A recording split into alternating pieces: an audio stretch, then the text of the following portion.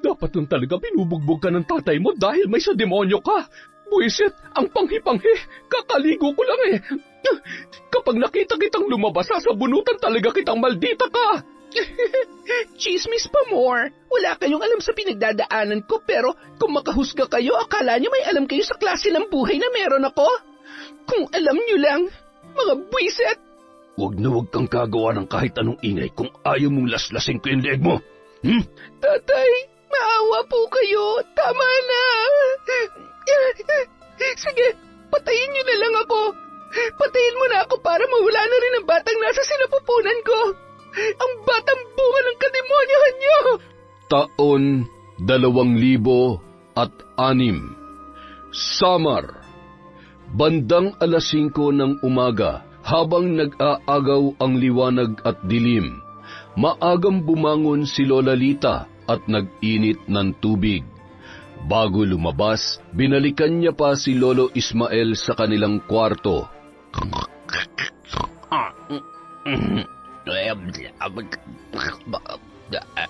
Abat, ano kayong napapanaginipan ng mokong na ito? Siguro'y nambababae ka sa panaginip mo, no? Aray! Gaan naman, ang aga-aga mo naman manakit. Bakit ka ba nanghahampas? Kung gusto mo pang tumabi sa akin ay halika, mahiga ka pa rito. Hindi yung magkasalubong na naman yung mga kilay mo na tig-3 piraso na lamang.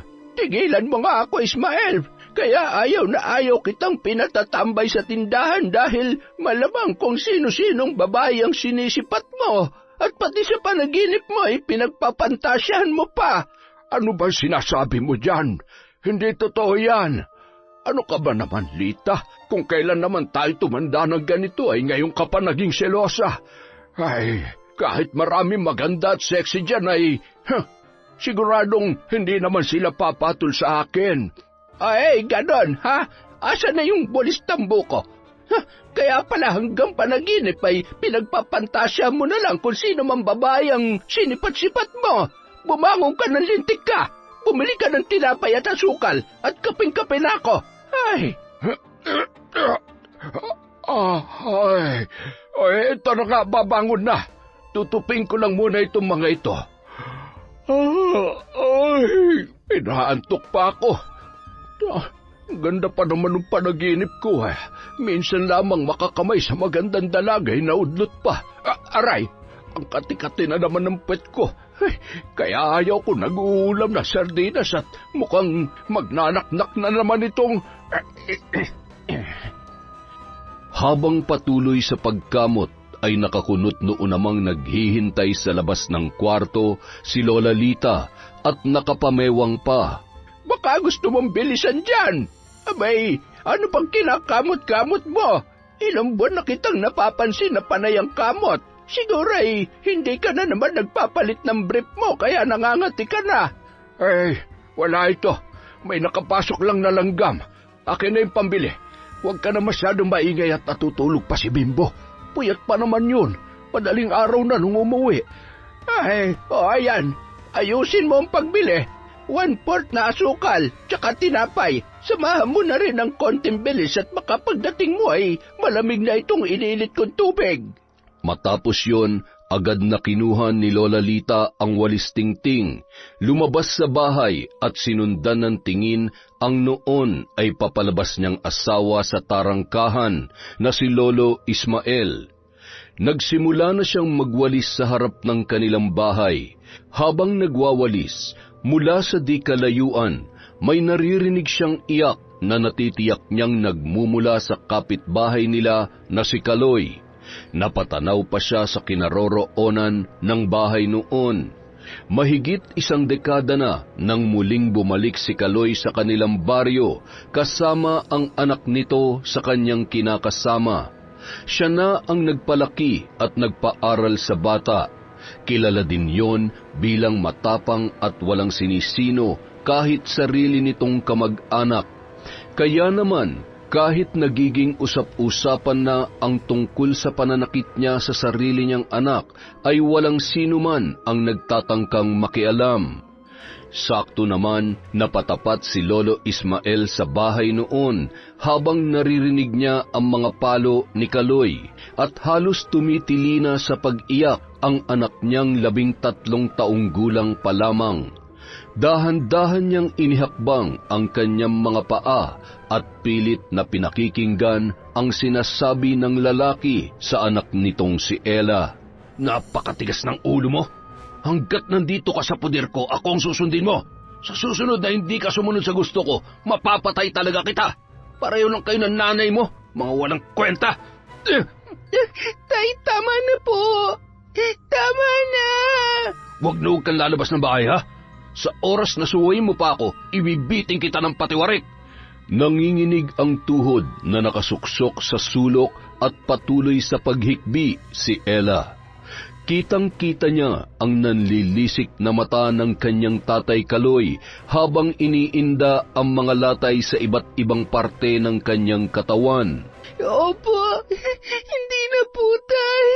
Hindi na po.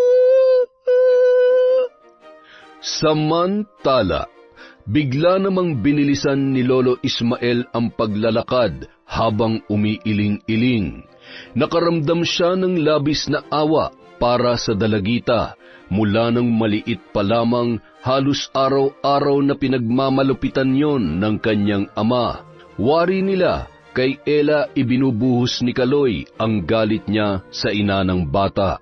Nang makarating sa tindahan si Lolo Ismael, agad naman nakiusisa ang tindero dahil rinig doon ang pagpupumalahaw ni Ella at ang galit na boses ni Kaloy.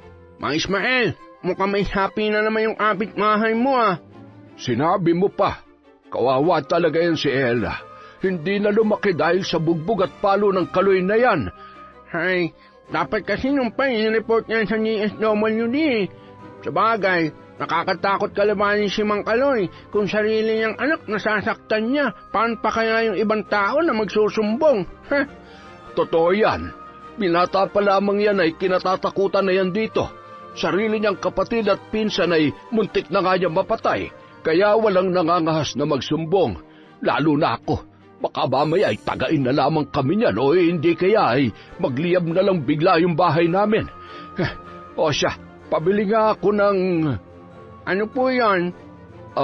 Ano nga ba yung pinabibili ni Lita? Nakalimutan ko tuloy. Siguro ay maglalaba yun. Isang bareta ng sabong panlaba at kape. Ano pa ba? Ay, okay na siguro yan. Babalik na lang ako kung may nakalimutan ako. Eto ang bayad. Matapos mailagay sa supot ang kanyang pinamili, agad nang lumakad ang matanda pabalik sa kanilang bahay. Nakasalubong niya pa si Mang Kaloy na nakayuko at bitbit ang bag na gamit sa pagkakarpintero. Nagkatitigan pa sila ni Lolo Ismael, sabay yumuko na lamang at nagpatay mali siya ang matanda. Pakinig niya ang kalabog ng kanyang dibdib nung mga oras na yon. Lagi rin kasing dala noon ang kanyang malaking kaluban. Kilalang matapang at walang inaatrasan si Kaloy. Lalong naging mas bantog yon maging sa mga karatig lugar nang minsang mapabalita na nakapatay ng aswang. Umuwi kasi yon kasama ang kanyang kinakasama na ipinagbubuntis pa lamang si Ella. Bagamat buntis ay natipuhan yon ng aswang na matagal na ring nambibiktima maging sa iba pang lugar. Mapangahas na pumasok yon sa bahay kaya naman napuruhan ni Kaloy gamit ang kanyang itak. Kinaumagahan, isang matandang babae na pinaghihinalaang aswang ang napabalitang patay dahil sa napakarami noong sugat. Para masigurong hindi na sila mababalikan ng mga kalahi noon, ay agad din nilisan ni Kaloy ang baryo kasama ang kanyang kinakasama. Bumalik lamang yon nang tuluyan na siyang hiwalayan ng nanay ni Ella at nagpasyang doon na permanenteng manirahan kasama ang kanilang anak. Samantala, napakamot ulo na si Lola Lita sa kahihintay sa kanyang asawa. Nakapamewang yon at sumandal sa may tarangkahan, nakatanaw sa naglalakad na si Lolo Ismael at palingon-lingon sa bahay ni Mang Kaloy. Ang aga-aga ay talagang pinaiinit ng gurang na to ang ulo ko Hoy! Baka gusto mong bilisan ang paglalakad at malamig na yung tubig. Kahit kailan talaga inuuna mo pa ang pagiging tsismoso mo. Binilisan na lamang ni Lolo Ismael ang kanyang hakbang at pangising-ising lumapit sa kanyang asawa. Huwag ka na magalit dyan, baka tumanda yung itsura mo. Yan na yung pinabili mo. Bareta at kape, anong gagawin ko sa mga ito? Tatamis ba yung kape mo kapag nilagyan ko ng sabong panlaba, Napakabobo mo talagang utusan. Aray ko, masakit. Huwag ka na magalit. Ibabalik ko na lamang. Ibabalik? Tapos anong oras ka na naman makakauwi? Yan ang problema sa iyo Kapag napapakwento ka na, nawawala na sa isip mo ang bibilhin mo. Ulyanin ka na talaga. Ay naku, nang gigigil ako sa iyo. Napapakamot ulo namang bumangon si Bimbo para usisain kung bakit nag-iingay na naman ang kanyang Lola Lita. Lola, ano po ba't ang aga-agay napakaingay nyo naman? Ano pa nga ba? Itong lola mo kahit kailan ay hindi na tumama sa inutos ko. Tingnan mo ito, Apo. Ang sabi ko'y bumili ng tinapay at asukal. Ang binili ay bareta. Ay, mamumuti talaga at malalagas ang lahat ng buhok ko sa'yo. Nakakainis ka. Pasensya na. Nakalimutan ko nga. Ay, kayo talaga. Lola, wag na kayo magalit. Hindi po ba't nagbilin ako sa inyo kahapon na yung asukal at tinapay na binili ko ay iniligay ko muna sa may bigasan para hindi lang gamin? Ay, oo nga, nakalimutan ko rin. Buti naman at pinaalala mo. Siya, pasensya na kung naistorbo ang tulog mo. Maigi pa magkape na muna tayo at bumalik ka na lang sa pagtulog pagkatapos. Hindi na po ako makakatulog kapag nagkape na ako, Lola. At saka, lalong hindi po ako makakatulog kung maghapon yung aawayin si Lolo. Sige na, Apo. Matulog ka na ulit. Tatambay na lang muna ako sa tindahan pagkatapos magkape ng hindi na magbungangayan Lola mo. Ay, sus! Ako pa lumabas na masama. Ismael, hindi ako magiging ganito kaingay kung hindi ka pasaway. Mula noon hanggang ngayon di ka na nagbago. Ewan ko ba kung bakit ako nagtsatsaga pa sa'yo. Ga naman, huwag ka na kasi nagagalit. Sige ka, madadagdagan yung wrinkles mo at lalong humahaba yung uso mo. Tigilan mo ako. Ikaw na magtimpla ng kape nang matapos ko na itong winawalis ka. O na, ipahinga mo na rin yung bunganga mo. Yan likod mo pala. Ako na magwawalis dyan. Pumasok ka na sa loob. Aba, magkakasipon pa yata ako Ay, ibang klase talaga tong lolo at lola ko. Ay, ang sakit tuloy ng ulo ko. Kung kailan naman nagka-girlfriend na ako sa panaginip, tsaka pa na-istorbong tulog ko. Pambira naman talaga.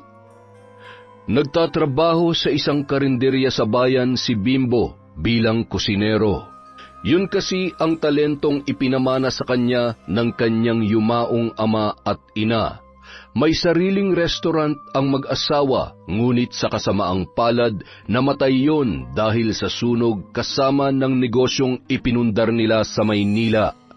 15 taon pa lamang noon si Bimbo, ngunit hanggang sa kasalukuyan, hindi niya pa rin maiwasang malungkot kapag naaalala niya ang kanyang nanay at tatay. Sa kabilang banda, habang nagtatrabaho si Kaloy sa bahay na pinapaayos ng dalagang si Patricia, nakangiting pinagmamasdan siya noon. Napahanga ang babae sa magandang pagkakaayos ng kanyang kusina. Nagkakilala sila nang minsang pumasyal si Patricia sa bahay ng isa sa malapit na kaibigan ng kanyang ama. Si Mang Kaloy din kasi ang isa sa mga trabahante nang pinapagawa nila ang kanilang bahay. Maayos kasi yung magtrabaho, kaya kahit may kasungitan, maraming kumukuha sa kanya na karaniwan ay umaabot sa mga karatig baryo. Kung may kasamahan o katuwang sa pagtatrabaho, ay kalmadong ginagawa lamang niya ang nakatoka sa kanyang gawain at hindi gaanong nakikipagkwentuhan. Gusto niya kasing matapos agad ang kanyang ginagawa, lalo na't mag-isa lamang sa bahay si Ella. Nung maliit pa yon, kasama niya ang bata kapag siya ay nagtatrabaho. Nagdadala lamang siya ng bigas at duyan na tutulugan ng kanyang anak.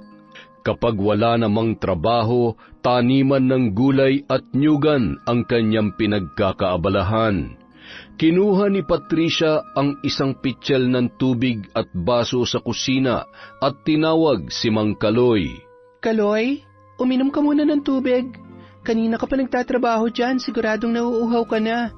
Agad namang lumapit si Kaloy sa babae. Salamat, Patricia. Grabe, ang init ngayon. Mas lalo tuloy sumasakit ang ulo ko. Bakit? May lagnat ka ba? Masama bang pakiramdam mo?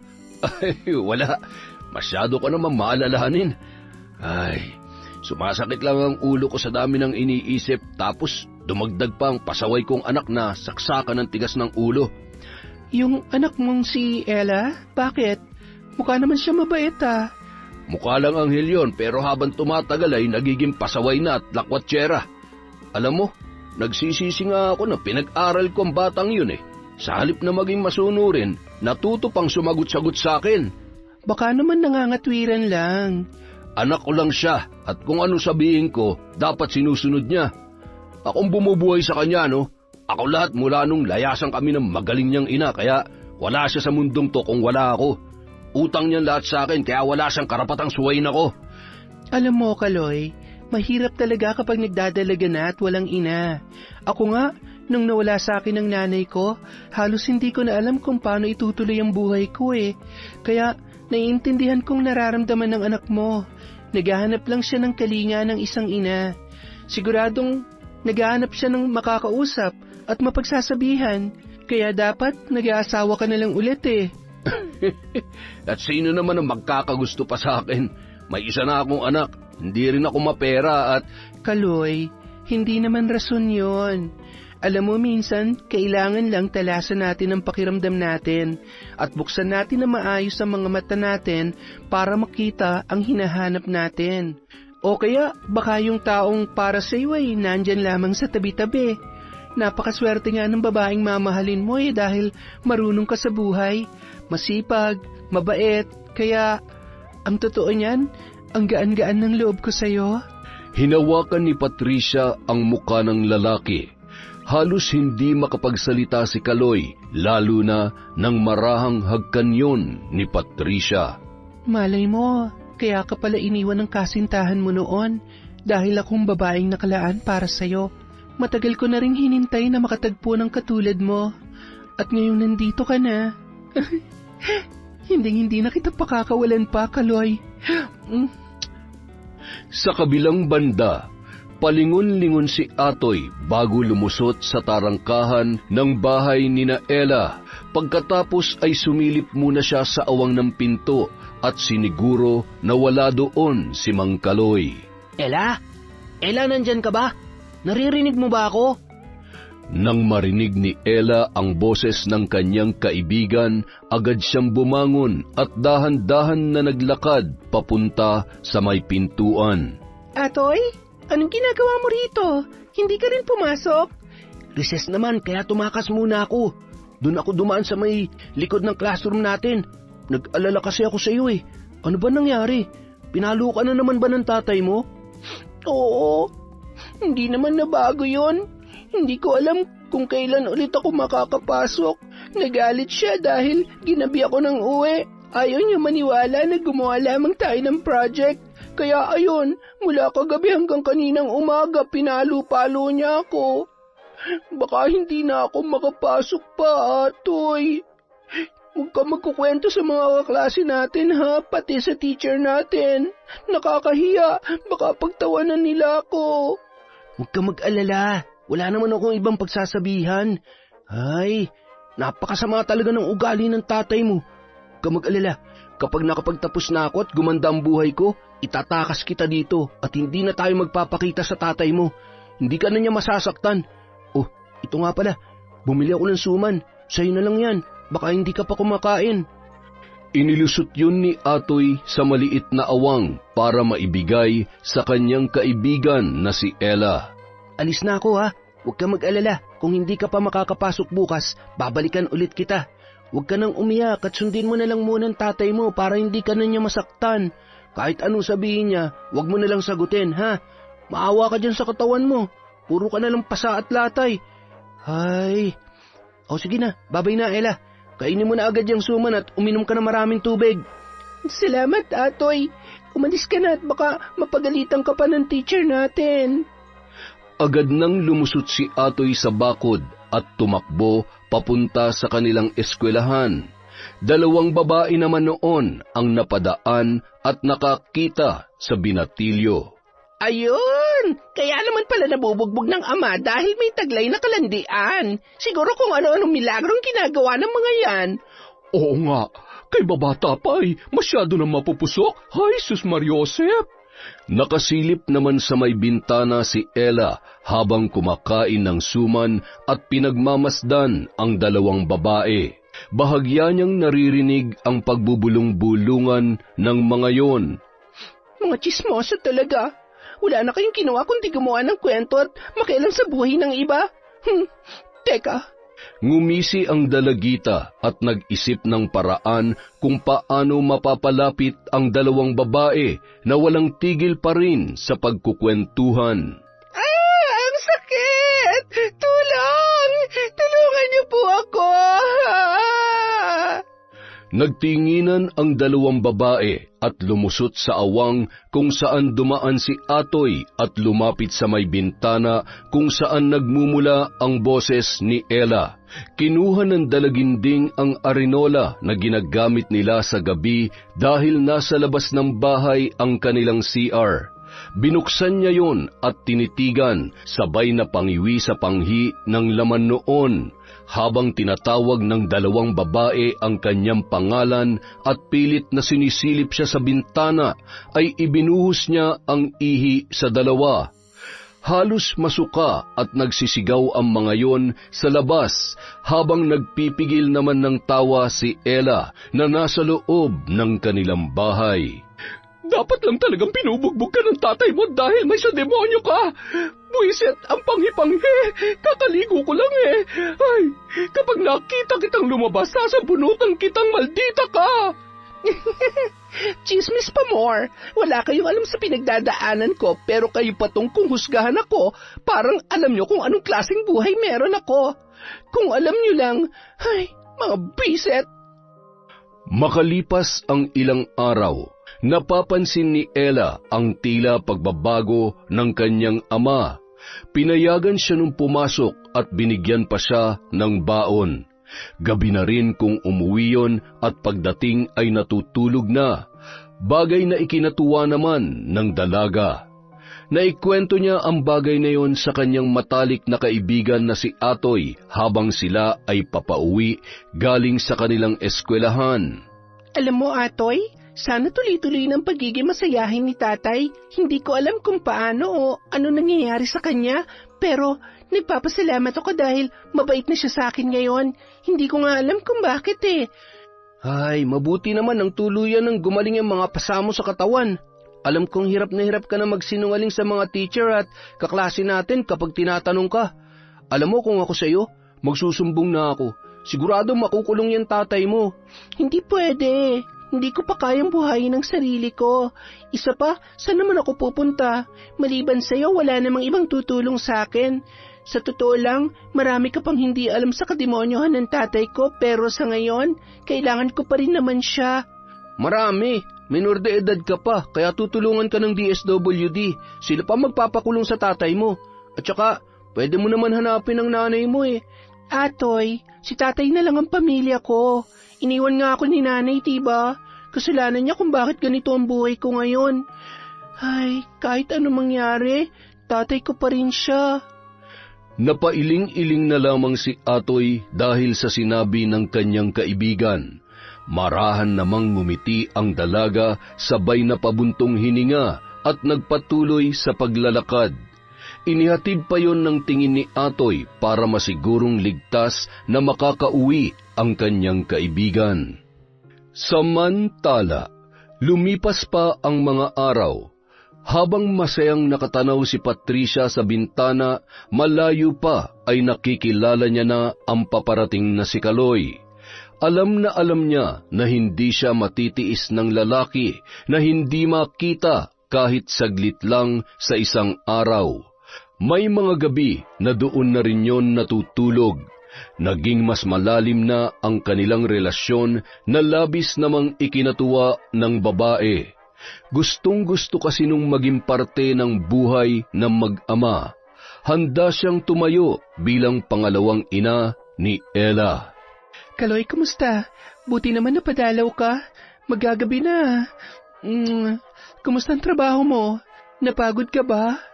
Paano naman ako mapapagod kapag ganyang kaganda ang ngiting sumasalubong sa akin? Ikaw talaga? Dinadaan mo na naman ako dyan sa pambobola mo, ha? Tuloy ka, halika. Maupo ka muna dito. Ikukuha lang kita ng merienda. Nagluto nga rin pala ako ng ulam para sa hapunan. Sakto, dalhan mo si Ella para naman hindi na kayo mag-isip pa ng kung anong uulamin mamaya. Siya nga pala, nasabi mo na ba kay Ella tungkol sa atin? Malapit na. Huwag mo na munang isipin yan. Ang importante naman ay maayos ang pagsasama natin. Sa madaling salita, hanggang ngayon, hindi pa rin niya alam ang tungkol sa atin. Tama ba ako? Darating din tayo dyan. Tsaka siguradong nakakahalata na naman siya. Madalas gabing-gabi na akong umuwi. Tapos may pasalubong pa akong pagkain na padala mo. Yun na nga eh. Nakakahalata naman na pala eh. Bakit hindi mo pa rin masabi? Teka, baka naman ayaw mo lang sabihin sa kanya kasi hanggang ngayon umaasa ka pa rin na magkakabalikan pa kayo ng nanay ng anak mo. Patricia naman, ayan ka na naman eh. Masyado mo namang pinapairal yung pagiging selosa mo. Ano bang gusto mong maramdaman ko? Pakiramdam ko, ikinakahiya mo ko eh. Tinatago mo ko kaya... Ay, huwag ka nang magalit. Sige, sasabihin ko na sa kanya at sa susunod na linggo, ipapakilala na kita sa kanya. Huwag ka nang magtampo. Alam mo namang, mahal na mahal kita eh. Ikaw naman kasi, kailangan pa talaga na magtampo ako, magalit ako para... Tama na. Sorry na. Mahigpit na lamang naniyakap at hinagkan ni Kaloy si Patricia. Matamis ng ngiti naman ang itinugon nito sa kanyang kasintahan. Mababakas sa muka ng babae ang kakaibang saya na hindi niya maipaliwanag. Hindi na siya makapaghintay sa kanilang pagkikita ni Ella. Nang gabi ring yun, papauwi na si Kaloy nang mapadaan sa bahay ng isa sa mga kasamahan niya sa pagkakarpintero. Nagkakasiyahan ang mga yun kasama ang iba pa nilang katrabaho habang nag-iinuman. Isang 4 kantos at may pulutan na inihaw na isda. Niyaya siya at hindi tumanggi, kaya naman napaupo na rin yun at hindi niya namalayan na naparami na pala ang kanyang nainom. Bandang 11:00 na ng gabi nang siya ay magpaalam sa kanyang mga kainuman. Mga pre, pasensya na ha. Sa susunod na lang ulit. Walang kasama yung anak ko sa bahay at baka hindi pa nag-aapunan yun. Masyado ka naman nagmamadali pare. Maaga pa. May isang bote pa tayo rito.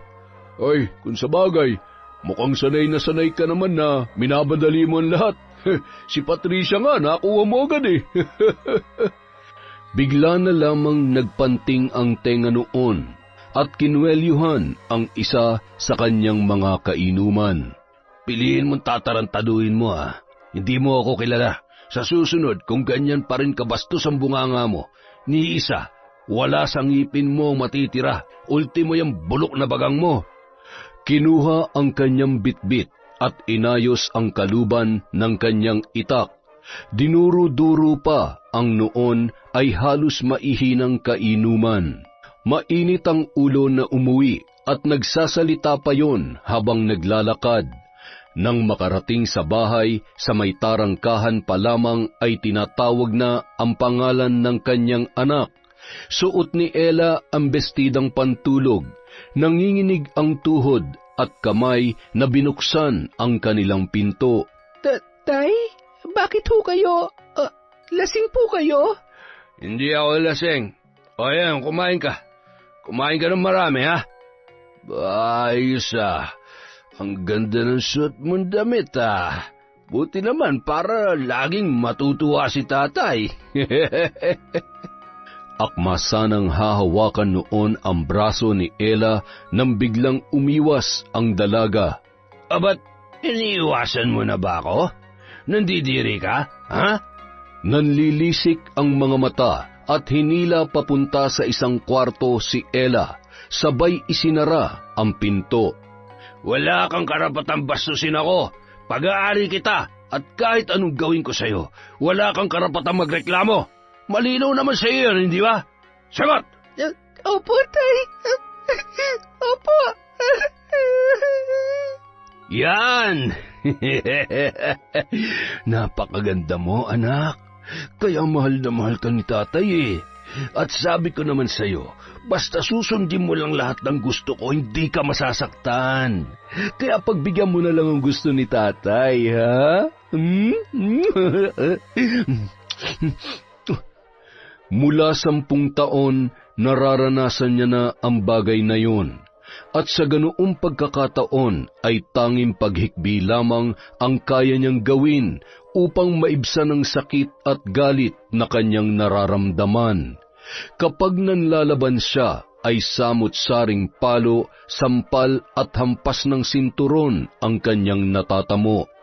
Ilang beses na rin siyang tinutukan ng patalim na tila ba sa paulit-ulit ay nasanay na lamang ang dalaga. Patuloy sa pagpatak ang luha ni Ella habang pinagmamasdan ang kanyang hubot-hubad na katawan na punong-puno ng latay at mga pasa. May bago at mga hindi pa tuluyang naghihilom. Pilit niyang pinipigilan ang kanyang boses habang nakabaluktot na yakap ang kanyang mga tuhod, samantalang ang kanyang ama ay humihilik at tulog na. Maraming pagkakataon na gusto niya na lamang subukang saksakin ang kanyang ama habang natutulog, ngunit hindi niya magawa. Darating ang araw na lahat ng to. Lahat ng kademonyohan mo ay pagbabayaran mo. Hindi sa lahat ng oras malakas ka. Kapag dumating ang araw na tumanda ka at magkasakit ka, kahit gumapang ka pa sa lupa, hindi kita tutulungan. Kinaumagahan.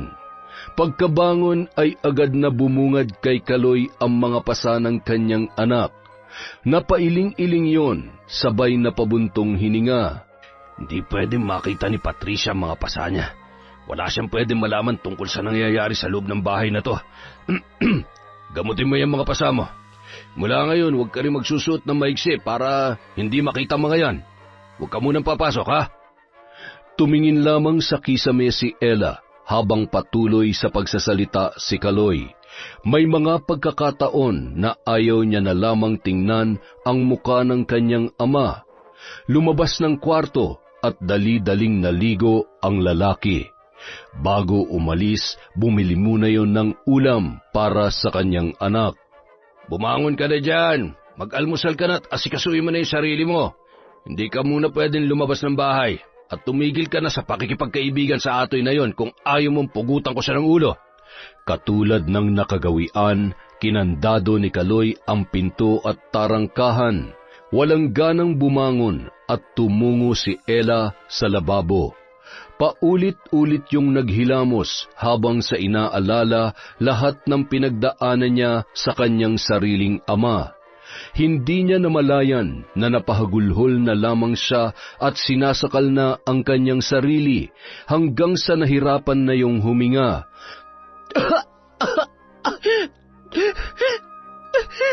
Ayoko na. Pagod na ako sa impyernong bahay na to.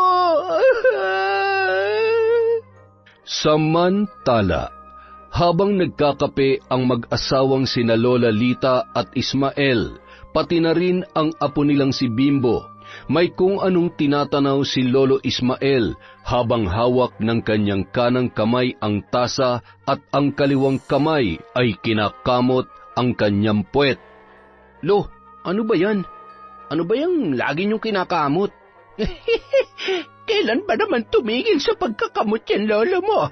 Kaya wag na wag kang magkakamaling gamitin ang sabon niya kung ayaw mo magkaroon ng mapa ng Pilipinas yung put mo.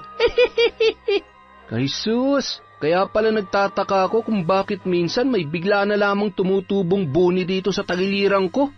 Ikaw palang salarin, Lo? Ano magagawa ko? Halos 1 taon ko nang ginagamot ito. Habang tumatagal ay lalong lumalaki at... wala namang amoy pero saksakan ng kati. Ay, lintik ka! Kapag ako nahawa niyan ay palalayasin kita rito. Ayan, mag-aaway na naman kayo. Hamot, bibilhan ko kayo ng mas mainam na gamot sa galis, sa pangangatilo. Maigi pa, Apo, para sumarap-sarap naman ang tulog ko. Maiba ko. Nakikita niyo pa ba si Ella? Mukhang hindi na lumalabas ng bahay. Baka naman nabuntis na ng kasama niya laging si Atoy. Parang kagabi ay umuwi na namang lasing si Kaloy. Lo, tumigil na nga kayo sa pakikiusyoso sa mag-amang yun. Maigi nang nag-iingat. Alam niyo naman. Hayaan mo siya. At kapag yan ay nahuli ni Kaloy na nakikipaghuntahan dun sa tindahan, mapuputulan ka talaga ng dila, Ismael. Sinasabi ko sa iyo, kung kailan ka pa tumanda ay doon ka pa naging tsismoso. Buti sana kung tama yung sinasabi mo mali-mali naman. Kaya talagang hindi na ako magtataka kung mabubugbog ka dahil sa katabilan ng dila mo. Kung sakali man na hindi na kaya ni Ella ang pananakit sa kanya, siguradong siya na mismong gagawa ng paraan para takasan ng tatay niya, o di kaya ay magreklamo. May isip naman na siya. Nakakaawa nga kung iisipin, pero hindi rin naman natin alam kung anong buong kwento. Malay mo may kasalanan din siya kaya siya napag-iinitan ng ama niya, o sadya talagang may saltik lamang yung si Kaloy. Hay! Ang nakakatakot, kung may iba pang kalokohang ginagawa yang si Kaloy kay Ella. Nako, kawawa yung bata kapag nagkataon. Lagi pa naman siyang lasing. Abat, talaga namang hihirit ka pa. Ismael, sinasabi ko sa iyo kung gusto mo pang mabuhay ng matagal, itiko mo yung bibig mo. Baka makita ka na lang namin na nakahandusay dyan sa daan. Wag naman sana. Ako nga'y di na halos tumatambay. Lumalabas na lamang ako kapag bumibili ng kape at ano nga ba yon? Sabon panlaba. Sabon panlaba ka na naman. Bibili lamang ng kape, inaabot naman ng siyam-siyam. Mas marami pa yung kwento, mali-mali pa ang binibili. Napakamot ulo na lamang si Bimbo at pasimpleng iniwan ang lolo at lolo niya na noon ay nagbabangayan pa rin. Maya-maya pa lumabas muli ang binata at ipinakita sa 2 matanda ang larawan ng mga patay na manok na pinasa sa kanya ng kanyang kaibigan sa Karatig Barangay. Grabe, napakarami naman. Imposible naman na kagagawan ng tao yan. Laman loob lang ang pinuntirya. Nako, baka may aswang na naman na pag-alagalat ng bibiktima ng mga hayop dito. Hindi naman na bago yan. Sadyang may aswang dito sa lugar natin. Mabuti nga at hayop lamang ang binibiktima. Nung kapanahunan namin ay halos gabi-gabing nambibiktima ng mga buntis ang mga yan. Pati na rin yung mga may sakit. Nung ipinagbubuntis ko ang tatay mo noon, kung ano-anong pangontra ang ginagamit namin, may taboy lamang ang mga aswang na umaali-aligid hanggang sa may panganak ko siya. Kaya ikaw, mag-iingat ka. Madalas ka pa namang umuwi ng alanganing oras. Mula nung araw na yun, naging matunog na naman ang kwento sa pananalasa ng aswang sa mga karatig lugar, na labis namang ikinababahala ng mga tao, lalo na ng mga naapektuhan. Maraming kabuhayan na rin ang naperwisyo at nabalot na ng takot at pangamba ang mga tao sa kung anumang pwede pang mas malalang mangyari. Makalipas ang 1 linggo, pumasok nang muli sa paaralan si Ella. Kapansin-pansin ang pag-iwas nito sa kanyang mga kaklase at maging sa kanyang matalik na kaibigan na si Atoy. Pinagalitan pa yun ng kanyang mga guro dahil napapadalas na ang pagliban niya sa klase. Nangako naman ng dalaga na magpapasa ng mga kulang niya sa bawat subject upang makapasa sa kanilang klase. Ilang beses na ring tinanong yon ng kanyang mga guro, ngunit hindi naman nagsasabi ng totoo ang dalaga. Minsan na ring bumisita ang advisor nito sa kanilang bahay, ngunit lagi namang hindi maabutan si Mang Kaloy. Nang uwian na, bandang 3:00 ng hapon, nagmamadaling lumabas ng silid-aralan si Ella. Lakad-takbo namang sinundan siya ni Atoy. Ano bang problema nun? Ella! Ella! Hintayin mo ako! Bakit mo ba ako iniiwasan? Ano ba nangyayari? Pasensya ka na. Kailangan ko nang umuwi. Tsaka na lang tayo mag-usap. May kailangan lang akong asikasuhin. Hindi ako naniniwala sa'yo. Nararamdaman kong, Atoy, tama na. Nakikiusap ako, wag mo na lamang akong intindihin. Kaya ko naman ang sarili ko. Kaya mula ngayon, sarili mo na lang ang intindihin mo. Kalimutan mo na magkaibigan tayo dahil hindi ko naman na kailangan ng tulong mo. Yun ba talaga ang gusto mo? Sige, mula ngayon, hindi na ako makikialam sa'yo. Agad na lamang tumalikod si Ella at pinigilan ang pagpatak ng kanyang mga luha. Salungat man sa kanyang kalooban ang pag-iwas sa kaibigan, kailangan niyang gawin yon dahil sa mahigpit na siyang pinagbabawalan ng kanyang ama. Habang naglalakad ang dalagita ay ramdam niya ang bigat ng kanyang dibdib. Bumuntong hininga na lamang siya at mas lalo pang binilisan ang paglalakad. Nang makarating sa bahay, malayo pa siya ay napansin niya na ang babaeng nakaupo sa kanilang balkonahe. Dumiretso siya sa paglalakad at nakaramdam ng kakaibang kaba. Inisip niya na maaaring yun ang kanyang ina. Nang makalapit na ay agad siyang nagmano at mahigpit niya yung niyakap. Kayo po bang nanay ko? Kukunin niyo na po ba ako? Anong ibig mo sabihin, Iha? Magsasalita pa sana ang babae nang biglang lumabas si Kaloy mula sa loob ng kanilang bahay. Oh, nandito ka na pala, Ella. Iginiya pa noon ang kanang kamay sa kanyang anak para magmano. Kawaan ka ng Diyos. Siya nga pala, nagmano ka na ba sa Tita Patricia mo? Nako, wag na, hindi naman na kailangan. Hi, Ella. Ako nga palang kasintahan ng tatay mo. Sana'y magkasundo tayo dahil isa sa mga araw na ito, dito na rin ako titira. Alam mo, napakaganda mo palang bata. Bagay na bagay tayong maging mag-ina. Talaga ho? Dito na po kayo titira? Darating din tayo dyan, pero hindi pa sa ngayon. Matagal pa yon, pero gusto kong magkakilala at magkasundo kayo. Wala naman pong problema sa akin kung dito na po titira si Tita Patricia. Gusto ko nga po yun para may nanay na ako at... Pag-uusapan muna namin yan ng Tita Patricia mo. Mabuti pa, magmerienda ka na at magsaing pagkatapos. Kasabay natin siya maghapunan. Kami na lang ng papa mo magluluto ng ulam. Talagang-talaga na pala siya. Mukhang magkakasundo nga kami ng anak mo. Sabi ko sa'yo, diba? Mukhang naghahanap lang siya ng kalinga ng isang ina. Alam mo, malaking bagay kung may tatayong ina para sa kanya. Ay, maninibago ka sa bahay naming to. Masyadong malayo sa itsura ng tinitirhan mo. Uuwi-uwi pa rin naman ako sa bahay. Pwede rin naman na dito na lang tayo tumira. Lumipat na lamang si Ella ng eskwelahan sa susunod na pasukan. Pansamantalay, dito muna tayo.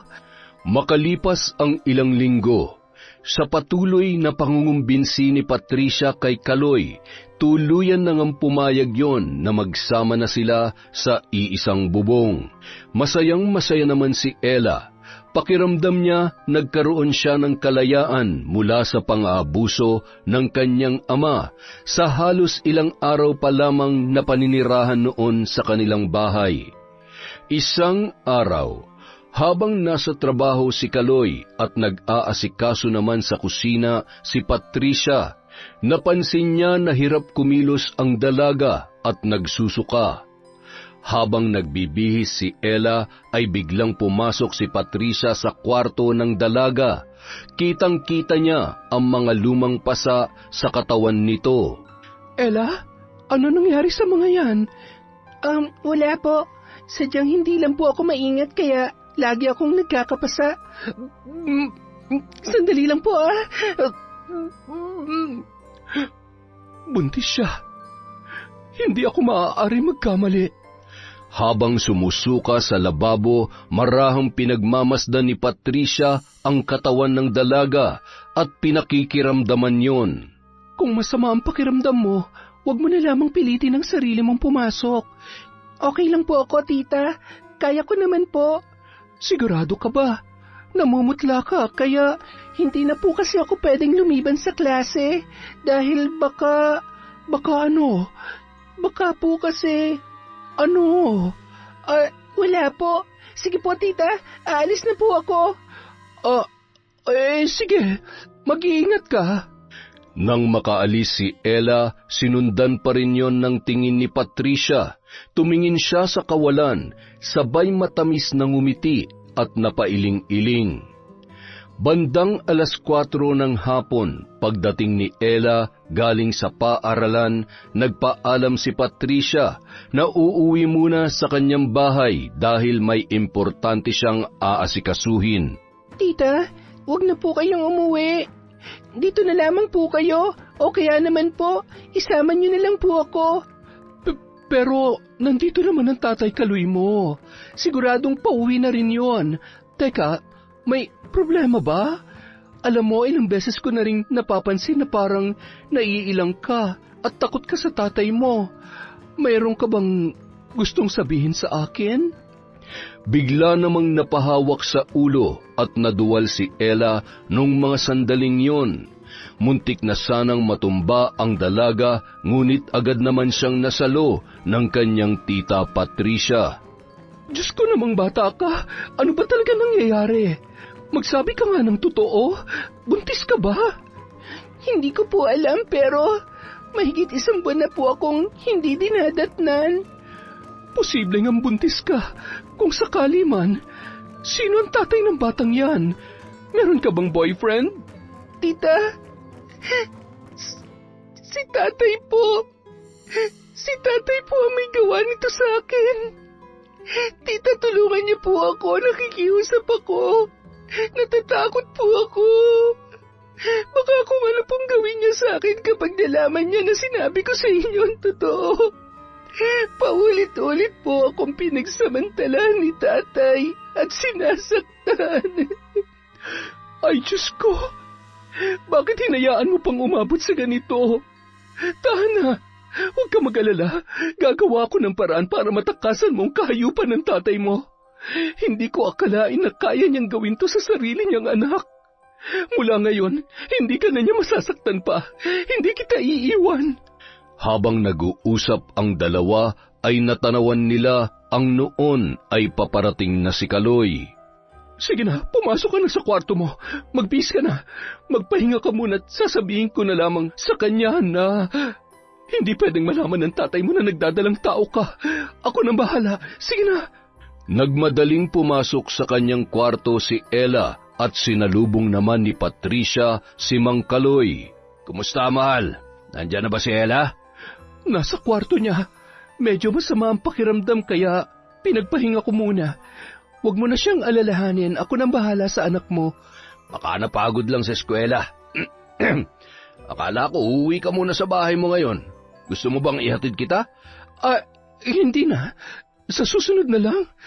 Huwag mong alalahanin si Ella kung may importante kang dapat asikasuhin doon. Wala nga. Ano ka ba naman? Wala nang mas importante pa sa'yo at kay Ella. Sige na, magpalit ka na ng damit. Inihanda ko na dun sa kwarto natin. Magluluto lang muna ako para sa hapunan. Napakaswerte ko naman talaga sa mahal ko, oo. Mas maswerte ako sa'yo. Ikaw na masipag at bukod tangi sa lahat ng lalaking nakilala ko. Matapos hagkan ay mahigpit niya pang niyakap si Kaloy at ngumisi yun. Mula noon hanggang ngayon, demonyo ka pa rin. Wala kang puso. Ngayon dapat lang napagbayarin na kita sa kasalanan mo. Panahon na para putulin ang sungay mo nang hindi mo namamalayan. Masayang-masaya naman si Kaloy nung mga oras na yun. Sa unang pagkakataon, naramdaman niyang sapat siya at totoong mahal siya ng isang babae. Ngunit lingid sa kanyang kaalaman na si Patricia ang nag-iisang anak ng matandang babaeng aswang na kanyang pinatay. Karaniwang aswang na may kakayahang mag-anyong hayop katulad ng aso at pusa. Si Ella naman hindi na lumabas nung gabing yon sa kanyang kwarto. Dinalhan na lamang siya ng pagkain ni Patricia.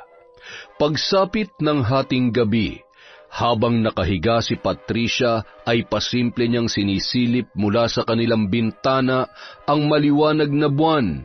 Sabay nilingon si Kaloy na noon ay nababatid niyang gising na gising pa rin. Ano kaya nangyayari kay Ella? Namimiss ko na siya. Hindi ko maintindihan ang sarili ko. Bakit kahit anong gawin ko katawan pa rin niya ang hinahanap-hanap ko? Ay... Niyakap siya ni Patricia, sabay nagkunwaring tulog na tulog. Maya-maya, inalis niya ang kamay ng babae nang mapansin niyang humihilik na yun. Pumunta yun sa kusina at kinuha ang kutsilyo, sabay inilagay sa kanyang tagiliran. Dahan-dahan niyang binuksan ang pinto ng kwarto ni Ella. Dahan-dahan niyang hinila ang kumot dahilan para magising at muntikan ng mapatili ang dalaga. Ngunit agad namang tinakpan ng kamay ni Kaloy ang kanyang bibig at tinutukan ng kutsilyo sa kanyang leeg. Huwag kang gagawa ng kahit na anong ingay kung ayaw mong laslasin ko yung leeg mo. Tay, maawa po kayo. Tama na. Sige, patayin niyo na lang ako. Patayin mo na ako para mawala na rin ang batang nasa sinapupunan ko. Ang batang bunga ng kademonyohan ninyo. Anong ibig mo sabihin? Buntis ka? Oo, kaya mas gugustuhin ko pa mamatay na lang kesa mabuhay sa kahihiyan. Ano pang hinihintay nyo? Patayin nyo na lang ako. Nanginginig sa galit at nanlilisik ang mga mata. Gulong-gulo ang isipan nung mga sandaling yun. Sa ayaw at sa gusto mo, bubuhayin mo ang batang yan. Hindi mo pwedeng sabihin kahit kanino kung sino ang totoong tatay niyan. Aalis tayo sa lugar na ito at magsisimulang muli sa lugar kung saan wala ni isang nakakakilala sa atin. Nakasilip sa awang ng pinto, kitang-kita at rinig na rinig ni Patricia ang mga sinabi ni Kaloy. Dahilan para hindi na magdalawang isip pa ang babae na magpalit anyo. Maya-maya lamang bigla niyang sinunggaban si Kaloy sa tagiliran. Napasigaw si Ella at nanlaki ang mga mata. Hindi yun makagalaw sa kanyang posisyon habang nakikitang nakikipagbuno ang kanyang ama sa isang napakalaking aso. Hindi isang aswang na katulad mo makakapatay sa akin. Kung noon nagawa ko ng patayin ang isa sa mga kalahi mo, ngayon kaya rin kitang patayin. Tinamaan man yon ni Kaloy ay lalo lamang yung nagwala sa galit. Kinagat siya sa tiyan at hinila papalabas ang mga laman loob. Nilingon ng aswang ang dalaga na noon ay nanginginig pa rin sa takot. Nakanganga at patuloy sa pag-agos ang mga luha. Huwag! Maawa ka! Huwag mo akong papatayin! Agad na lumabas ng pinto ang halimaw at muling nanumbalik sa normal niyang anyo. Ilang sandali lamang, naghilom din agad ang sugat noon matapos niyang lawayan. Inayos ang kanyang sarili at pakunwari hinahanap si Kaloy. Ilang sandali lamang narinig ni Ella ang boses ng kanyang tiya Patricia mula sa kabilang kwarto. Kaloy? Kaloy! Nasaan ka ba? Oh, bakit bukas ang kwarto? Ah, Diyos ko! Ano nangyari dito? Ella, ano nangyari? Mahigpit na niyakap noon ang patuloy na humihikbing si Ella. Shh! Huwag ka nang umiyak. Patawarin mo ako. Hindi ko alam. Masyadong mahimbing ang tulog ko at pagising ko napansin kong wala sa tabi kong tatay mo kaya kinabahan ako at naisipan kong puntahan ka dito. Ano nangyari? Tita, may aswang. Malaking aso at nakakatakot siya. Hindi ko po alam kung bakit parang galit na galit siya kay tatay. Pero paano kung balikan niya ako? Paano kung akong gusto niyang biktimahin dahil sa batang nasa sinapupunan ko? Huminahon ka. Ang mahalaga sa ngayon ay ligtas ka. Baka kailangan lang mangyari to dahil sobra-sobra ng ginagawa niya sa'yo. Kailangan nating humingi ng tulong sa mga kapitbahay. Sandali lang ha. Dito ka lang muna. Lumabas ng bahay at nagsisigaw si Patricia para humingi ng saklolo. Tulong! Tulungan niyo kami! Sakto namang nagpapahangin sa labas ng bahay si Lolo Ismael. Hindi yun makatulog sa labis na pangangati ng kanyang puwet. Napatakbo yun papunta sa bahay ni Mang Kaloy, sabay na palunuklaway nang makita ang nakasuot pantulog na si Patricia na noon ay animoy takot na takot. Manong, tulungan niyo po kami! Tulungan niyo po si Kaloy! Sinugod po kami ng aswang! Wala na ho siya! Ay, Sus Mariosep, sandali lamang at gigisingin ko yung apo ko. Papupuntahin ko siya sa barangay para makahingi ng saklolo. Lakad takbo yung umuwi at binulabog sa pagkakatulog sina Bimbo at Lola Lita. Bilisan mo, Bimbo, pumunta ka sa barangay hall. Siguradong naroon ang mga tanod o kung sino mang mahihingan mo ng tulong. May aswang raw na sumugod sa bahay ni Kaloy. Wala na raw si Kaloy. Yun ang sabi nung kinakasama niya. Ay nako, nakakaawa naman. Totoo yan, Lo, ha? Baka naman nananaginip lang kayo. Huwag kang gagawa ng kwento, Ismael. Anong oras na ay hindi ka pa natutulog kaya nasisiraan ka na yata ng... Bakit ba ganyan kayo sa akin? Lahat na lamang ba ng sasabihin ko at gagawin ko ay mali para sa inyo? Oo, naging sakit ko na ang pagiging mali-mali. Pero sana naman, kahit ngayon lang ay paniwalaan niyo ako. Kung ayaw ninyo maniwala, di wag. Ako na lamang ang pupunta sa... Lo, ako na. Baka kumapano pa kayo. Kung totoo nga may pag-alagalang aswang. Sa lalim ng sugat nyo dyan sa likod ng puwet nyo siguradong... Aray, wag mo nang dagdagan ng sama ng loob ng lolo mo. Minsan lang naman niya mag-inarte, pagbigyan mo na, gabing-gabi na. Lakad na, bilis! Halika't, samahan mo ko sa bahay ni Kaloy para makita mismo ng mga mata ko kung totoo nga yan chismis mo. Lumakad sila patungo sa kapitbahay at sumama rin muna si Bimbo para masigurong totoo ang sinasabi ni Lolo Ismael. Wala pa ring imik ang matandang lalaki, ngunit nang makita ang bangkay ni Kaloy ay napakrusyon, sabay na pailing-iling. Maya-maya pa, nagsidatingan na ang mga tanod kasama ang iba pang opisyal ng barangay para rumesponde. Yun ang tumulong para maisaayos ang bangkay ng lalaking biktima. Nabalot naman ng takot at samut-saring opinyon ang mga tao sa baryong yon.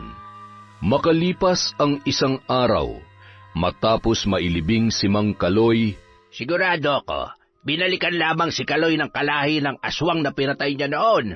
Siya lang naman ang sinaktan at yung dalawa niyang kasama sa bahay ay ligtas naman. Maaaring tama nga yung sinasabi mo. Baka ginantihan lamang siya. Pero kailangan pa rin natin mag-ingat.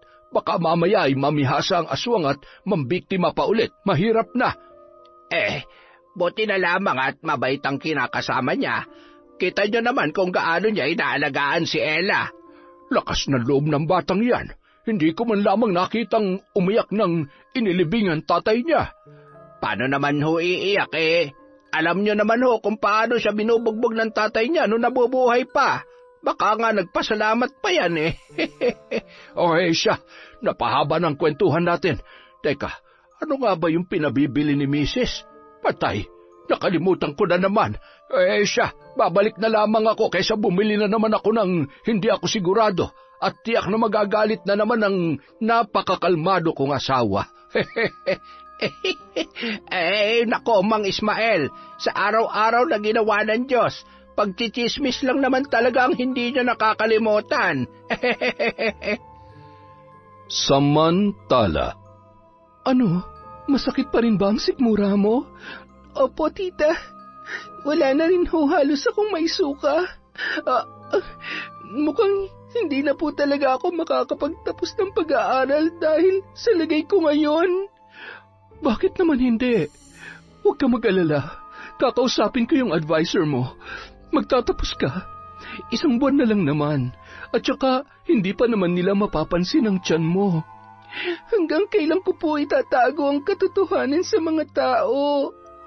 Ano na lang ang sasabihin nila sa akin kapag nalaman nila na nabuntis ako ng tatay ko? Hindi ko po alam kung bakit kailangan kong pagdaanan to, tita. Huwag kang panghinaan ng loob. Alam mo kasi, ako naniniwala ako na lahat ng nangyayari merong magandang dahilan. Alam mo ba dati, nung namatay yung nanay ko, nagdadalang tao rin ako noon sa unang kasintahan ko. Tinalikuran niya ako kaya wala akong ibang pagkukuhaan kundi si nanay lang. Kaya lang iniwan niya pa rin ako. Wala akong mapuntahan. Nagpatalo ako sa lungkot at galit dahil doon nawala rin yung batang nasa sinapupunan ko. Yun ang pinakamasakit na parte ng buhay ko, Ella. Kaya ikaw, alam ko marami pang magagandang bagay na mangyayari sa'yo. May kapalit ang lahat ng sakit at hirap na pinagdadaanan natin. Inihahanda lang tayo ng pagkakataon para sa mas magagandang bagay. Salamat po, tita. Salamat po dahil kahit hindi niyo naman talaga ako kaano-ano, itinuturing niyo akong tunay na anak. Alam niyo, iniisip ko po minsan, mahal din kaya ako ng nanay ko. Hinahanap niya rin kaya ako. Siguradong mahal na mahal ka niya. Maaaring may malalim siyang dahilan kung bakit mas pinili niyang sarili niya nung araw na iniwan ka niya sa tatay mo. Huwag mo na lamang problemahin ang mga bagay na wala ka ngayon. Nandito ako at pinapangako ko sa iyo na kahit anong mangyari, hinding-hindi kita iiwan, Ella. Mula ngayon, ako na ang nanay mo. Salamat po. Pwede ko po ba kayong tawaging nanay? Oo naman. Nanay, alam mo ba, matagal ko nang pinapangarap yan. Ikaw rin ang tumupad sa pangarap kong maging isang ina. Hindi man kita totoong anak pero sa puso ko, anak kita at nanay mo ko. Mahigpit na nagyakapan sina Patricia at Ella.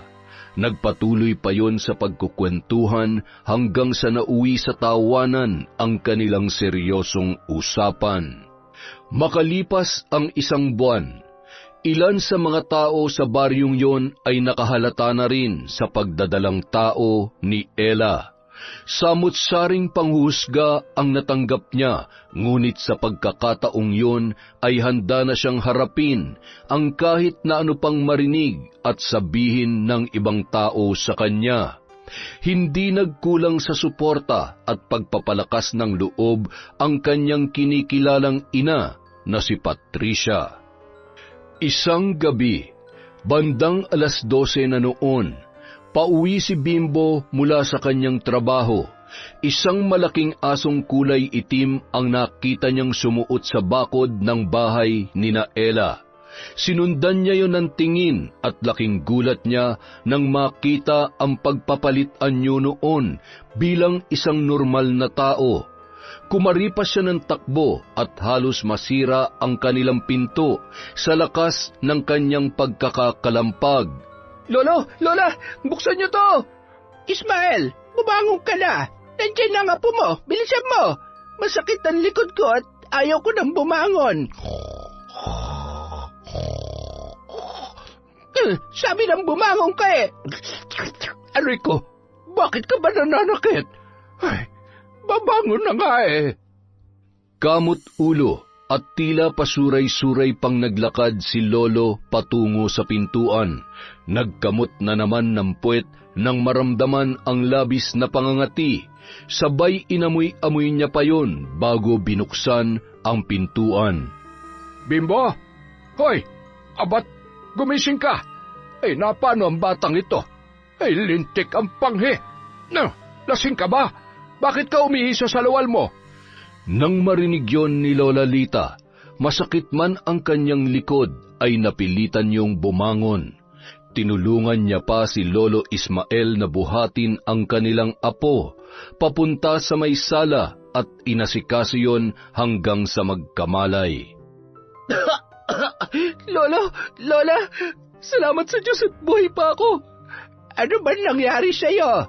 Hindi ka naman na may anak. Bakit nahihi ka sa salawal at nawalan ka pa ng malay? Lola, alam ko na po kung sino yung aswang. Yung aswang na pumatay kay Mang Kaloy. Anong ibig mong sabihin, Apo? Si Patricia ho ang aswang. Yung nanay-nanayan ni Ella. Nakita ko kanina yung aso tapos pumasok dun sa bagod at pagdating sa balkonahe nakita ko naging tao yun. Si Patricia yun. Hindi ako maaari magkamali, Lola. Huminahon ka. Hinga. Ay, Diyos ko naman. Anong motibo niya para patayin si Kaloy? At kung siya nga ang aswang na pumatay, bakit patuloy niyang inaalagaan si Ella? Hindi kaya totoong chismis na buntis si Ella? Baka yun ang dahilan niya kaya nagpapanggap siyang mabait. Kung ganun, nasa alanganin din ang buhay ni Ella. Kailangan po natin siyang tulungan. Mahirap kalabanin ng mga aswang. Hindi natin basta-basta mapoprotektahan at maililigtas si Ella kung wala tayong sapat na alam para labanan ang aswang na yan. Kinikinabutan tuloy ako. Alam ko na po, kailangan natin ng tulong ng kaibigan ni Ella. Si Atoy, hindi ba't kilalang antingero yung tatay niya? Sigurado matutulungan niya tayo. Tsaka, hindi niya hayaan mapahamak si Ella. Tama ka dyan, Apo. Maganda yung naisip mo. Pwede bang palipasin muna natin ang gabing ito? Magpahinga ka muna. Ako nang bahalang kumausap bukas sa tatay ni Atoy. Nako, sasama ko't baka kung ano pang iba mong masabi, mapahamak pa tayo. Ako'y wala ni katiting na tiwala dyan sa bibig mo. Sobra ka naman talaga sa akin, ga. Masyado na ako nasasaktan dyan sa mga sinasabi mo, ha? Aray, ang kati talaga nitong visit na to, ha? Ala, sige, kamot pa. Huwag kang hahawak sa akin, ha? Pag ako nahawa niyang buni mo, palalayasin kita o di kay ipapakain kita sa aswang. Kinabukasan, umaga pa lang, usap-usapan na ng mga tao sa baryo ang aswang dahil sa mga manok na natagpuan sa iba't ibang bakuran. Nanatili namang tikom ang bibig ni na Lolo Ismael at Lola Lita. Pinuntahan nila ang bahay nila Atoy. Nadatnan naman nila na nagpapanday ang ama nito. Yun kasi ang pinagkakaabalahan noon maliban sa pagiging antingero. Magandang araw po. Ano pong ginagawa niyo dito? Nandito kami dahil alam na namin kung sino ang aswang at... Ako na, Ismael. Maupo ka na lang muna. Di ikaw na. Dapat pala hindi na lamang ako sumama dito eh. Nagagalit ka? Sabi ko naman, di ba ako na? Huwag na ho kayong magbangayan. Sabihin niyo na lamang po sa akin ang sadya ninyo para matulungan ko kayo. Hindi po ba't kayo yung kapitbahay ni na Ella? Oo, kami nga. Kumusta na po kaya siya? Ha? Ay, wala ka bang balita sa kaibigan mo? Nagkikita naman po kami sa school pero hindi na po kami nag-uusap katulad nung dati. Hindi ko po alam kung anong dahilan niya pero umaasa po ako na magkakaayos pa rin kami. Marami rin po akong gustong itanong sa kanya lalo na po't alam kong may malaki siyang pinagdadaanan ngayon kahit wala na si Mang Kaloy. Ay, Isa pa yan sa inaalala ko kaya hindi ko matim na may mangyari pang mas masama sa kanya. Hindi na ata kakayanin ng konsyensya ko yon.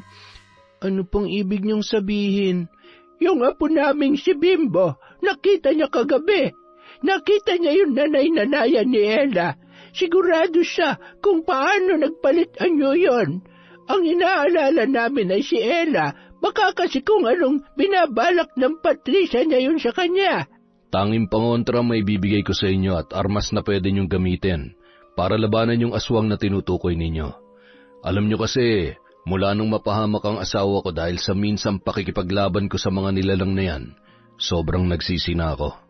Hindi ko nakakayanin pa na maulilang lubos itong si Atoy. Tay, kailangan ni Ella ang tulong natin. Baka siya naman ang isunod ng aswang na yon. Hindi rin tayo pwede magpadalos-dalos. Paano kung wala naman talaga masamang intensyon yun sa kanya? Ang dapat muna nating gawin, mabigyan muna natin ng babala si Ella at ikaw ang makakagawa nun. Bigyan mo rin siya ng pangontra para masigurong ligtas siya at hindi siya masasaktan ng nanay-nanayan niya. Kayo naman ho, bilang proteksyon at kung sakaling magkagipitan, magagamit niyo ho itong punyal na ito. Isa ho ito sa mainam na panlaban sa aswang. Binibigay ko ito sa inyo para protektahan ang sarili niyo, hindi para ipagyabang o di kaya'y basta-basta na lamang gamitin ng walang sapat na dahilan o para lamang pumatay ng inosente. Nagpasalamat naman ang mag-asawang matanda sa tulong na ibinigay ni Arman at agad na ring umuwi ang mga yon. Hindi naman mapakali si Atoy, kaya naman naglakas loob siyang puntahan si Ella. Sakto naman wala doon si Patricia dahil namilyon sa bayan. Atoy, anong ginagawa mo dito? Alam kong ayaw mo na akong makausap pero kahit ngayon lang, makinig ka sa akin. Kalimutan na natin ang mga nangyari noon. Pasensya na. Kailangan ko lang talagang gawin yon dahil ayaw ko may gawin sa'yo masama si tatay. Alam kong alam mo na kung anong ginawa niya sa akin, maliban sa alam mong sinasaktan niya ako. Alam ko naman ang lahat. Hindi ko lang maintindihan kung bakit inilihim mo sa akin ang bagay na yon. Sana sa kahit ano pang paraan na itakas kita sa kanya at hindi na kailangang umabot sa punto na nabuntis niya ako.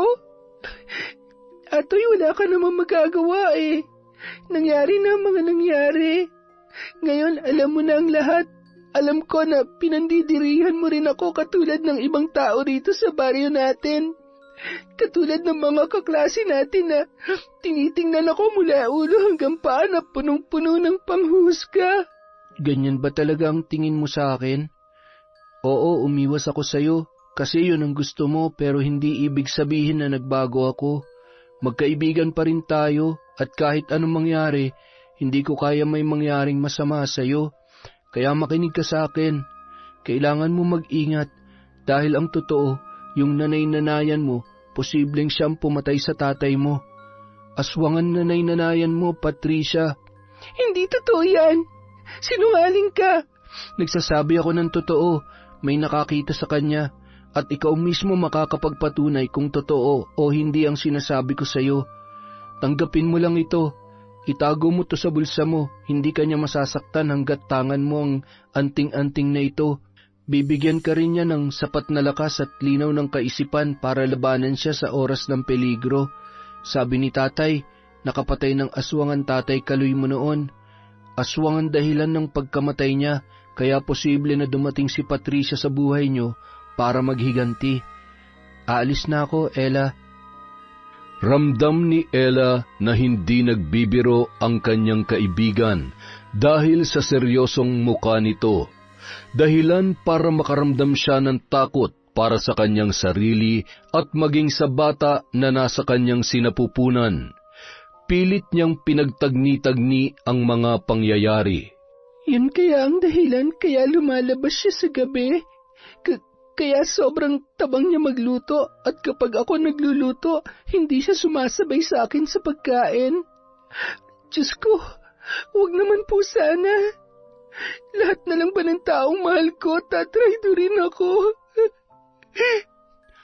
Nang makabalik si Patricia sa bahay ay nagtataka yun dahil hindi lumalabas ng kwarto si Ella. Hindi rin siya mapakali dahil pakiramdam niya ay napakainit na para siyang sinisilaban. Hindi na yun nakatiis at pagkatapos niya magluto ay kinatok niya ang pinto ng kwarto ni Ella. Ella, anak, lumabas ka na dyan. Hindi ka ba nagugutom? Ay, ano bang gagawin ko? Hindi niya rin pwedeng mahalata na may alam ako. Bahala na. Bakit ba ganito nararamdaman ko? Bakit pakiramdam ko ako pang gumagawa ng mali sa kanya? Bahala na. Basta sa ngayon, hindi ko pwedeng ibigay ang buong tiwala ko sa kanya. Ay. Ilang sandali lamang, lumabas si Ella mula sa kwarto at nagpanggap na lamang siya na medyo masama ang pakiramdam. Hinawakan siya ni Patricia at nagulat yon nang tila ba bigla siyang napaso. Okay lang po ba kayo, Nay? Oo, anak. Okay lamang ako. Sige na, kumain ka na. Maliligo lamang ako at masyadong maalinsangan ang panahon. Ngumisi si Ella nang mapansin ang takot sa muka ng kanyang nanay Patricia. Mukhang mabisa nga ang anting-anting na ito. Huwag ka mag-alala, anak. Kung hindi ako nagawang protektahan ng sarili kong magulang, kahit buhay ko ay tatayo ako para sa'yo, masiguro ko lamang na hindi ka mapapahamak. Hindi ako makakapayag na pagdaanan mo ang impyernong buhay na dinanas ko sa poder ni tatay. Kinagabihan, binantayan ni Ella ang bawat kilos ni Patricia mula sa mayat-mayang pagsulyap noon sa buwan. Maagang pumasok si Ella para magkunwaring matutulog na, pero nakikinig siya sa bawat kaluskos sa kanyang kwarto. Bandang 10:00 ng gabi, habang nakahiga, ay narinig niya ang yapak noon, papunta sa kanyang silid. Sinilip lamang siya ni Patricia at agad na ring umalis. Nagmamadali namang bumangon si Ella nang marinig na medyo may kalayuan na ang mga yapak. Nagpalinga-linga si Patricia, sabay unti-unting hinahaplos ang katawan niya habang nakatingala sa maliwanag na buwan. Nagulat na lamang yun nang may maramdaman siyang tusok sa kanyang tagiliran at ang sobrang init na pakiramdam na animoy malalapnos ang kanyang balat. Isa kang aswang. Totoo po ba na kayo ang aswang na pumatay kay tatay? Anong plano niyong gawin sa akin, ha? Papatayin niyo rin po ba ako? Bitawan mo ako. Pakiusap. Sasabihin ko ng totoo. Ella, anak, patawarin mo ko kung hindi ko masabi sa iyo yun. Ayokong matakot ka sa akin. Ayaw mo matakot ako o para paglaruan ako at gagawin mo rin biktima sa dulo? Hindi totoo yan. Sa kabila ng kahiyupan ng tatay mo at kagustuhan ko maghiganti dahil sa pagpatay niya sa nanay ko, na minsan hindi sumagi sa isip ko na idamay ka. Mas lalong nadagdagan ang galit ko sa kanya nang malaman kong ginawa niya sa iyo. Yun na nagtulak sa akin para patayin siya. Niligtas lang kita ng gabing yon sa kademonyohan ng tatay mo. Hindi ako masama. Oo, aswang ako. Pero hayop lamang ang kinakain ko. Hindi ko hinihingi maniwala ka sa akin, pero kung talagang sa tingin mo masama ako, sige, itarak mo ang kutsilyong yan sa katawan ko. Patayin mo ko. Minahal ko na kayo bilang tunay kong ina. Gulong-gulo na po ako. Hindi ko na po alam kung sinong dapat kong pagkatiwalaan. Anak, maaaring hindi tayo magkadugo. At oo, aswang nga ako. Buntis ka kaya isa kang malaking tukso para sa akin. Magkaiba man ang dugo na nananalaytay sa ating katawan, pero sa puso, anak kita. Napahagulhol na lamang ang dalawa at mahigpit na nagyakapan. Patutunayan ko sa iyo na wala akong masamang intensyon. Gagawin kong lahat para maging karapat-dapat na maging ina para sa iyo. Pipilitin kong makabalik sa normal. Hindi naman ako magiging aswang kung hindi ko tinanggap ang batong isinalin sa akin ni nanay bago siya binawian ng buhay. Dahil sa galit ko sa tatay mo at sa kagustuhan kong makapaghiganti, tinanggap ko yon. Ngayon, wala nang dahilan pa para manatili akong halimaw. Hindi ko rin naman gustong makaparwisyo pero kailangan kong uminom ng dugo at kumain ng laman loob ng hayop. Sige na, pumasok ka na sa kwarto mo at isara mo na maayos ang pinto. Kitang-kita ni Ella ang tuluyang pagpapalit-anyo ng kanyang nanay Patricia at dahan-dahan yung tumakbo papalayo.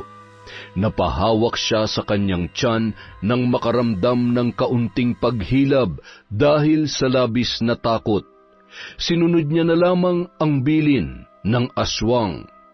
Nung mga sandaling yun, batid niya na nagsasabi ng totoo ang kanyang nanay Patricia.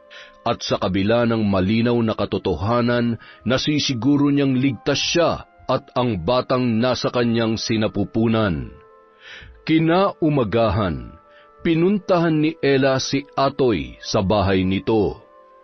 Totoo lahat ng sinabi mo sa akin tungkol sa pagkatao ni Nanay Patricia, pero hindi siya masama katulad ng iniisip mo. Hindi niya ako sasaktan. Paanong hindi?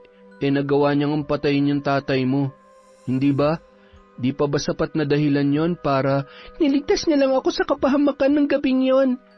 Kung hindi dahil sa kanya, hanggang ngayon hindi pa rin natatapos ang kalbaryo ko sa paulit-ulit na panggagahasa sa akin ni tatay.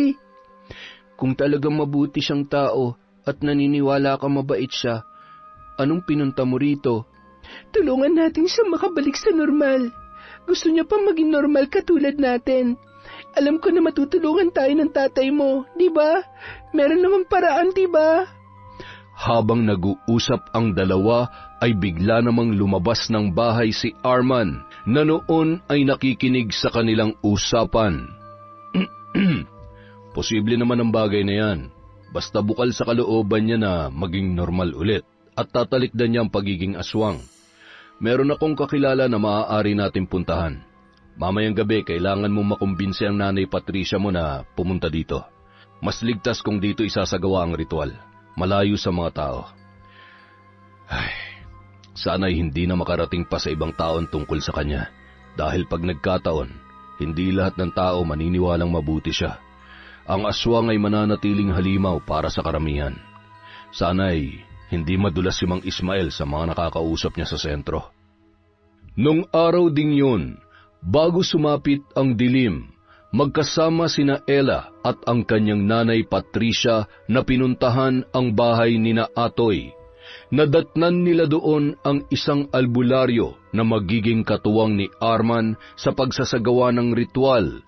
Ilang sandali pa, matagumpay nilang naibalik sa normal si Patricia, ngunit kailangang manatili yun doon sa loob ng 3 araw dahil sa labis na panghihina ng kanyang katawan. Samantala, kinabukasan, hindi makabangon si Mang Ismael dahil sa inaapoy siya ng lagnat. Halos 2 araw nang hindi nakakatayo at inaatake ng hika ang matandang lalaki.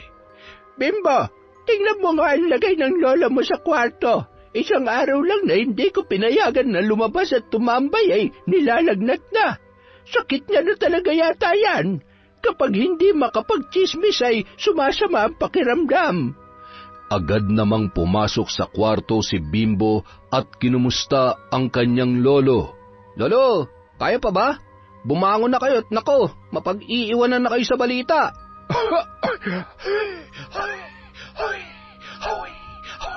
Ano balita?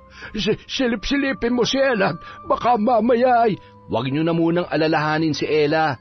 Hindi naman yung pababayaan ni Atoy at ni Mang Arman. Basta kahit anong mangyari, wala kayong pagsasabihan ng kung anumang nalaman natin, ha? Ang totoo, wala na tayong dapat ikatakot dahil hawak na ni Mang Arman si Patricia. Nabawi na nila yun mula sa pagiging aswang. Aba, salamat naman sa Diyos. Makakatulog na ulit tayo na mahimbing sa gabi. Agad namang dumugtong ang matandang babae sa sinabi ng kanyang apo at ngumiti yun. Napapahanga ako ng Patricia na yan Hindi lahat ay kayang magpakamagulang.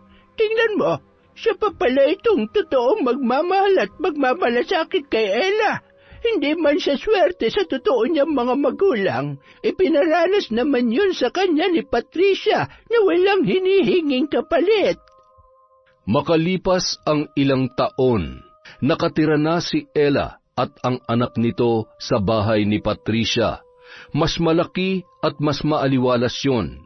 Nag-aaral na rin noon ang dalaga sa kolehiyo sa tulong ng kanyang nanay Patricia. Naku, napakabait naman talaga ng apo ko. Gabi na. Nasaan na kaya ang nanay mo? Ay naku, mukha yatang uulan pa. Kinarga niya ang bata at tumungo sila sa may balkonahe. Napangiti naman yon nang matanaw si Ella na nakaangkas sa motor ni Atoy. Salamat sa paghatid. Mag-iingat ka. Huwag masyadong mabilis ang pagpapatakbo. Tandaan mo, isa lang ang buhay mo. Oo na. Ikis mo na lang ako sa anak ko, sa inaanak ko. I love you. Sira ka talaga. Sige na, baka abutan ka pa ng ulan. Lakad-takbong tinungo ni Ella ang balkonahe at hinagkan at niyakap ang kanyang nanay Patricia bago kinarga ang kanyang anak. Masayang-masaya ako para sa iyo, anak. Natutuwa ako dahil ang laki ng pinagbago mo. At saka, buti naman at nanumbalik na ang pagkakaibigan niyo ni Atoy. Siya naman po talaga ang naging sandalan ko. Wala naman pong nagbago kahit nung iniiwasan ko siya. Kailangan ko lang po talagang gawin yon. Alam mo, sa tingin ko, mahal ka niya. Nakikita ko yon kung paano kanya alagaan. Kung sakali man, wala naman pong problema. Mahal ko rin naman po siya pero hindi pa po ito ang tamang panahon. Gusto ko munang ayusin ang buhay ko para sa sarili ko at sa baby natin. At syempre po para hindi masayang ang lahat ng tulong niyo sa akin, Nay. Salamat, Nanay. Mahal na mahal ko po kayo. Mahal na mahal din kita, anak. Lalo na itong napakabait kong apo. Yun! Napakaganda po ng kwentong yun ulit. Maraming salamat po ulit. Siyempre, una sa lahat, pasalamat sa lahat ng sumusuporta sa Kwentong Enteng. Ngayon, magsha-shoutout po tayo. Hello kay Lynn Ferrer TV. Hi po kay Sally Roldan, kay Mercedita Balana Reyes. Hello kay Dimples Yumi, kay Virginia Pontillas, kay Evelyn Reyes, sa Grefaldia at Zamudio family from Mary Grace Grefaldia. Hello po kay Kimberly Caballero. It's Chris F. Hi kay Mirna Alfaro, kay Cataleja Soto, kay Febe Reñada. Hello po kay Mary Ann Pesino. Shout out kay Maylene Banicio Canja. Hi kay Ryan Alba, kay Loretta Bobes at kay Elidia Bobes. Hello po kay Jessica Rojas. Hi kay Mariam Duca sa Galedo family from Rai. Hello kay I Love Traveled. Kay Mea Espiritu. Hi kay Ana Hapina. Kay Cola Lona sa Perez family from Kim Seca. Hello po kay Ma'am Irma Umali. Kay Jasmine Castillo. Shout out kay Betty Velasco. Kay Lydia Arnisto. Kay Chrisjel Mamado. Hello po kay Nel Jane Suarez. Kay Leilani Pimentel. Hi kay Susana Liobrera. Hello kay Isay Diaz. Kay Mary Ann Yao. Hello po kay Mercy Dulce. Shout out po kay Margie Banosong, kay Josie Aniban, kay Federico Ganagana, kay Teresita Vergara. Hello po kay Connie Cacalda, kay Ami Arianda, Rowena Dayaw, Ray Buendia at Lucy Buendia. Hello po kay Ronald Bangkilan or Bangilan. Hello kay Janet Cisneros. Shout out kay Lenny De La Cruz, kay Lexi Centeno. Hello rin po kay Renzil John Lorzano. Shout out kay Resel Galope, kay Michelle Andalis, kay Edgardo Fontanilla. Hello po kay Belen Malbas. Shout out kay Kimpoy Feliciano, Rowena Ancheta. Hi kay Manny Maniego, kay Myla Dumalag. Hello po kay Alma Naong, kay Analie Valiega, kay MGS 14. Hello po kay Mel Santarisa, kay May Megs, kay Hondra Delin. Shout out kay Grace Somodio, kay Evangeline Garbin, kay Mary Ann Rivera Padilla from Larry Gumangan. Shout out po kay Abigail Dayaw, kay Seneria Lucero, kay Erlinda Sangco, kay Larcy Siriban. Shout out kay Josephine De Los Trinos, kay Don Guarino, kay Milba Oflas, kay Hiroshi. Hello po kay Cheryl Rebecca, kay Marilyn Nava, kay Carlita Nocerale, kay Mary Worth Artista, kay Minerva Caranog. Shout out kay Luis Mechdas Vlogs, kay Reyna Glenn Panayas from Glenda Panayas. Hello po kay Nida Moreno. Shout out kay Princess Kayla Martinez, kay Jessie Chancha, kay Chester Jumawan, kay Jasmine Ali, Jocelyn Granada, Reka Jukoy, kay Mr. Ray, kay Michelle, kay Hannah Maylin Sesgundo, kay Alfreda Alano. Hello po kay Roslyn Labajo, kay Connie, Angelina Ignacio, Ronalyn Rodriguez, kay Kat Burglar Cutie, Nieves family from Monica Nieves, kay Jelian, kay Ramil Fariolin. Hello rin po kay Merlinda Balidoy, kay Ate Aya, kay Cesan de la Cruz. Hi kay Fe Pamatong, kay Tita Serrano, kay Dins Rodriguez. Hello po kay Ledeline Saligan, kay Pamela Allen. Shout out din po kay Eloisa Formento. Hi kay Del, kay Jeneline Jacobe, kay Noemi Garcia Pabunan, kay Celia Tolentino. Hello po kay Angel Rose Cinco, kay Vanessa Musico, kay Chen Villar. Shout out kay Gemma Aquino, kay Lucille De Lima. Hello kay Dennis Lamonde, kay Sean Samuel Sebastian from Chonchamcheb. Hello po kay Aya Abogado. Hi kay Eldaps, kay Raquel Hasegawa, kay Gemma D. Shout out kay Angelina at Edelmira from Elizabeth Dungka. Hi po kay Cristal Albania, sa Camo family from Joaquin Camo, kay Nest from Japan, kay Agripina Balza. Hello po kay Lani Gervasio. Hello rin po kay Marenila Cervantes. Shout out kay Perlita Estalane, kay Judith Peñaflor, at kay Joel Marasigan. Maraming salamat po ulit sa walang sawang pagsuporta sa Kwentong Enteng. Kung nasan man po kayo, mag-iingat kayo palagi, alagaan po natin ang mga sarili natin. Thank you po ulit sa inyong lahat.